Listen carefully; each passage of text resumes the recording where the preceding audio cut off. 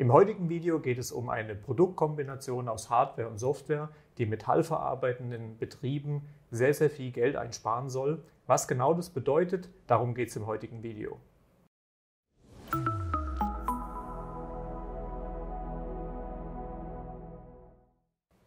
Hi und herzlich willkommen zu Wissen rund um die Apps mit Jamit Labs. Eben wie gerade schon angekündigt, geht es heute mal um eine Kombination aus Hardware und Software. Bei mir im Studio ist der liebe Dominik von der Firma Namisense. Hallo Kai. Hallihallo, von dem her. Ich glaube, am einfachsten ist vielleicht, wenn du mal ein bisschen erzählst, was ich dann da angeteasert habe, was das denn bedeutet. Also was war die Idee oder die Thematik, mit der ihr euch am Anfang beschäftigt habt, bevor es losging? Ja, sehr gerne. Also wir haben uns grundsätzlich mit Sensorik beschäftigt in der Vergangenheit. Da haben wir uns mit Bereichen der optischen, kapazitiven, induktiven Sensorik beschäftigt und schnell haben wir festgestellt, dass der spannendste Bereich für uns die magnetische Sensorik ist, die magnetinduktive Sensorik, und das hat uns auf jeden Fall am meisten Spaß gemacht. Und in diesem Zuge haben wir angefangen zu forschen im Bereich der Metalle. Wie wirken Wirbelströme in unterschiedlichen Legierungen, Eindringtiefen und dergleichen. Und da haben wir festgestellt, als wir uns viele Metallprüflinge haben zukommen lassen von der Industrie, dass etwas nicht gestimmt hat. Und dann ist uns schnell aufgefallen, dass die Werkszeugnisse, die mitgeliefert wurden, teilweise vertauscht worden sind. Und so haben wir lange gesucht, wo denn der Fehler lag in unserer Entwicklung, unserer Sensorik. Und zum Schluss hat sich herausgestellt, dass die Metalle, die wir vermessen haben, eben andere waren als erwartet. Also heißt, ich würde jetzt als Firma irgendeine Metall X bestellen und bekomme aber eine leicht andere Version, als ich eigentlich bestellt hatte.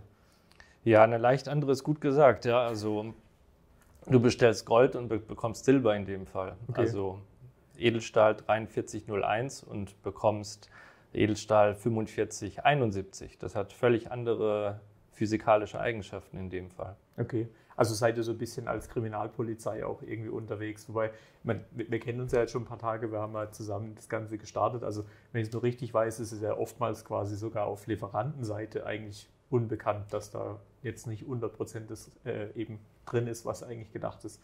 Ja, natürlich, also man will da keinem Betrug unterstellen, sondern es geht einfach nur um die Qualitätskontrolle in meist metallverarbeitenden Betrieben, Drehereien, Fräsereien, Blechbiegereien, wie auch immer, um letztendlich das Produkt, was dann wiederum weiterverkauft wird an die Kunden, mit der entsprechenden Qualität zu liefern und zu gewährleisten. Welche Thematiken kann ich denn? Ich hatte jetzt vorhin in dem Teaser gesagt, dass es im Grunde schon sehr stark auch um Geld sparen geht oder ja, im Grunde Probleme lösen, aber wo ist denn die Thematik, wenn ich jetzt vielleicht was geliefert bekomme, was gar nicht so gedacht war? Ja, beispielsweise gibt es sehr spezielle Aluminiumlegierungen für die Luft- und Raumfahrtindustrie. Und Aluminiumlegierungen gibt es unzählige auf dem Markt. Und manche sind sehr teuer und manche sind sehr günstig.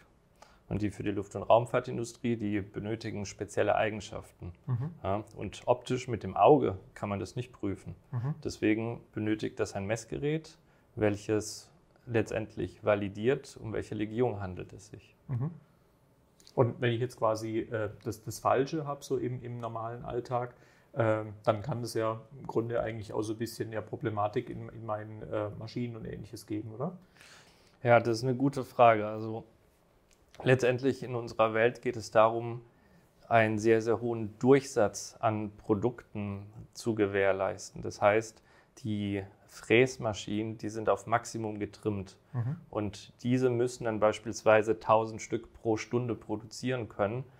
Und das kann nicht mehr stattfinden, wenn zum Beispiel ein Werkzeug bricht. Dann gibt es einen Maschinenstillstand. Ja. Und da geht es dann wiederum darum, warum bricht denn ein Werkzeug? War denn das Werkzeug möglicherweise schlecht gesintert, schlechter Qualität, oder das Werkstück an sich härter als gedacht? Und so haben wir eben eine Möglichkeit geschaffen, eine recht einfache, um eine Werkstück- und Werkzeugprüfung zu vollführen, um eben die hohen Prozessgeschwindigkeiten zu prüfen. Ja, genau. Bisher war ja im Grunde dann auch, ich konnte das ja quasi eigentlich ins Labor oder ähnliches schicken, also es war relativ aufwendig, um das eben hinzubekommen und ihr habt das jetzt im Grunde eigentlich in so ein kleines Gerät reingepackt. Ja, genau.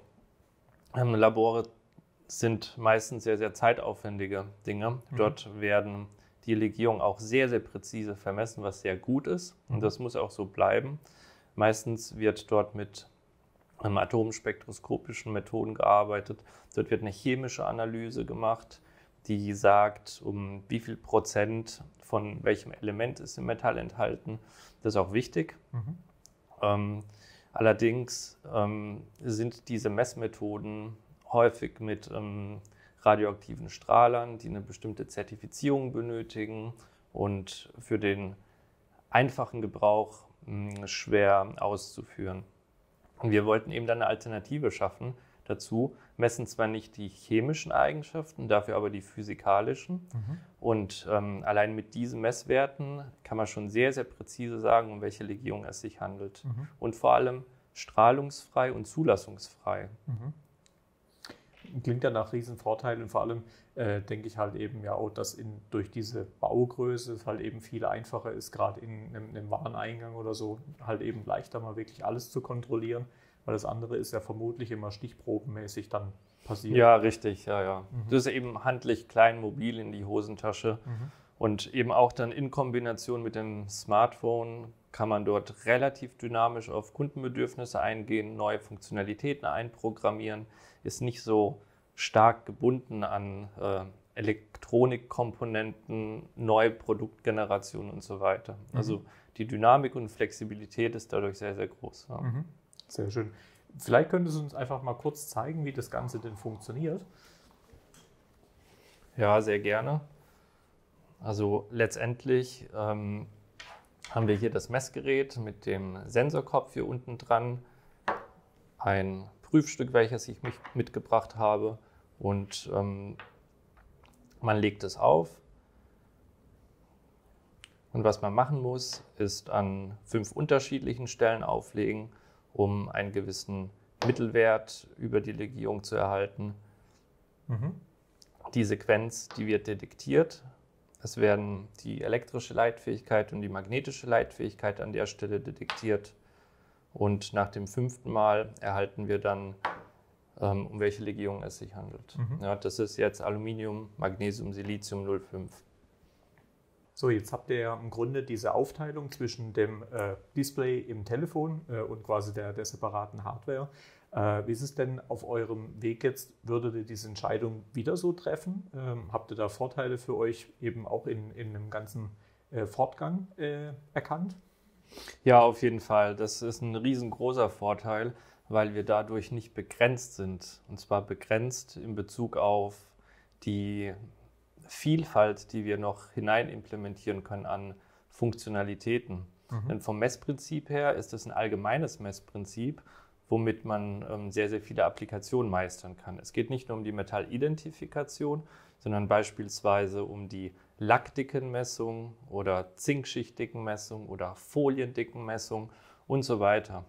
Und es wäre sehr, sehr schwierig, in den trotz sehr, sehr gut funktionierenden Prozessor in der Hardware alles abzubilden. Ja, das würde den Rahmen sprengen.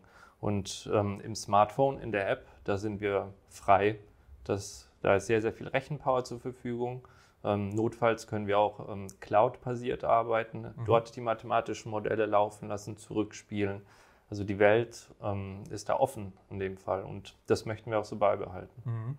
Also ihr habt ja, als wir uns kennengelernt haben, so rum, hattet ihr ja quasi einen Prototyp auf Android gebaut, der im Grunde ja auch schon mit der Hardware kommuniziert hat. Die Geschichte lief ja an sich schon. Wir haben dann im Grunde gemeinsam nochmal überlegt, wie könnte jetzt das User-Interface am geschicktesten aussehen, dass es halt intuitiv funktioniert. Wie war denn so, also zum einen würde mich mal interessieren nochmal, wie ihr uns denn eigentlich gefunden habt und zum anderen, wie waren denn so eure Erkenntnisse aus der Zusammenarbeit? Habt ihr da für euch auch was mitgenommen? Weil mittlerweile macht das ja auch wieder komplett alleine weiter. was für uns als Agentur auch absolut normal und gängig ist, dass oftmals die Produkte halt eben auch in-house wieder weiterentwickelt werden. Das würde mich mal noch ein bisschen interessieren, so über eure Reise mit uns. Ja, also wir waren uns am Anfang unsicher, ob das denn gut ankommt, denn das ist so ein sehr klassischer und konservativer Markt. Die meisten Messgeräte sind standalone, die Displays sind im Messgerät drin und wir wussten nicht, ob das ganz gut ankommt auf dem Markt. Und deswegen haben wir erstmal selbst einen Prototypen entwickelt, sind damit rausgegangen, haben mit Leuten gesprochen, haben es vorgestellt und haben uns erste Meinungen eingeholt, um zu sehen, ob der Weg, den wir gehen, ein guter ist. Ja, und dann haben wir festgestellt, dass wir sehr schnell an unsere Grenzen auch stoßen im Bereich der App-Programmierung. Also wir sind keine Designer in dem Fall. Wir selbst sind Wissenschaftler oder Ingenieure. Ja, für uns muss das nur funktionieren. Ja, und das tut es relativ schnell. Aber das bedeutet nicht, dass es für den Benutzer auch funktioniert. Absolut. Ja, und was mit euch an der Stelle toll war, wir haben am Anfang ja eine Personenanalyse gemacht. Für wen ist es geeignet? Wer benutzt es? Welche Charaktere sind es? Männlich, weiblich, groß, klein? Und ja, als einfaches Beispiel hat sich ja herausgestellt, dass die Knöpfe, die gedrückt werden in der App, die müssen einfach recht groß sein. Ja? Und die Schriftart, die muss auch recht groß sein, damit sie auch möglicherweise aus der Entfernung gut lesbar ist. Wenn ein Tablet in der Ecke liegt und der Mann durch das Lager läuft und dann die Metalle vermisst. Das haben wir dann ja, mit eurer Unterstützung dann ganz gut hinbekommen. Genau, also ihr habt jetzt mittlerweile neben den ersten Funktionen wirklich auch schon eben verschiedene Messungsarten auch schon integriert. Wo möchtet ihr denn so in den nächsten Jahren noch hin? Also was strebt ihr an? Gute Frage, auf jeden Fall, ja. Es gibt sehr, sehr viele Herausforderungen noch zu meistern in dem Bereich und wir orientieren uns ganz, ganz stark nach dem Markt. Wir möchten direkt mit den Kunden kooperieren, schauen, was sie benötigen und eben mit häufigen Besuchsterminen finden wir heraus, welche neuen Messanwendungen der Markt überhaupt benötigt. Wir wissen auch nicht alles. Zum Beispiel Sinterlegierung, 3D-Druckteile. Das sind völlig neue Fachbereiche, die völlig neue Qualitätsmerkmale benötigen. Und da gibt es viel, viel zu lernen. Ja. Ihr seid ihr gestartet vor 2,5 Jahren sowas die Ecke oder ist es Ja, sogar schon ein bisschen länger her? Okay. 1,5 Jahre. Durch die ganze Corona-Geschichte ist irgendwie mein ganzes Zeitgefühl ziemlich kaputt, muss ich gestehen. Ja. Wenn du jetzt nochmal so ein bisschen auf die Zeit zurückblickst, ihr habt ein Unternehmen mitgegründet, ihr vertreibt die ganze Geschichte, habt ordentlich Hardwareentwicklung hinter euch. Also ich glaube, da ist in der Zeit sehr, sehr viel passiert. Wahrscheinlich in euer Leben natürlich auch einiges sich umgekrempelt. Würdest du es heute nochmal tun? Ich würde es heute nochmal tun, vielleicht etwas anders. Man lernt ja immer dazu, aber auf jeden Fall nochmal und immer wieder. Ja. Sehr schön. Ist, glaube ich, auch die gute Einstellung, gerade wenn es nochmal eine ganze Ecke weitergehen soll. Aber ich kann dir auf meine Erfahrung nur sagen, im Rückblick ist immer so, dass man das ein oder andere ein bisschen anders machen würde. Aber unterm Strich, glaube ich, ist was sehr, sehr Cooles bei rausgekommen. Von dem her, vielen lieben Dank fürs Vorstellen. Ich glaube, wenn ihr selbst irgendwie in einem Bereich unterwegs seid, wo eben so eine Gerätschaft eben spannend sein kann, dann geht einfach auf die Webseite von Namisense, beziehungsweise wie kontaktiert man euch am besten, wenn man so ein Gerät haben möchte? Man kann sich als allererstes mal die App herunterladen im Play Store, auch Namisense eintippen, runterladen. Grundfunktionalitäten sind dort alle erklärt, was es kann, was es vor allem auch nicht kann. Und dort über einen Service-Button gibt es direkten Kontakt zu uns in die Entwicklungsabteilung oder eben über die Webseite. Perfekt. Genau, also von dem her, wenn es für euch spannend ist, dann genau diesen Weg einschlagen. Von dem her, vielen lieben Dank, dass du da warst. Hat mir große Freude gemacht, eben das Produkt auch nochmal vorzustellen. Vielen lieben Dank und alles Gute auf dem weiteren Weg. Ja, vielen Dank, dass ich da sein durfte. Ja. Gerne, danke.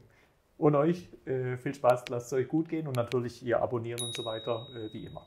Ciao, ciao. Ciao.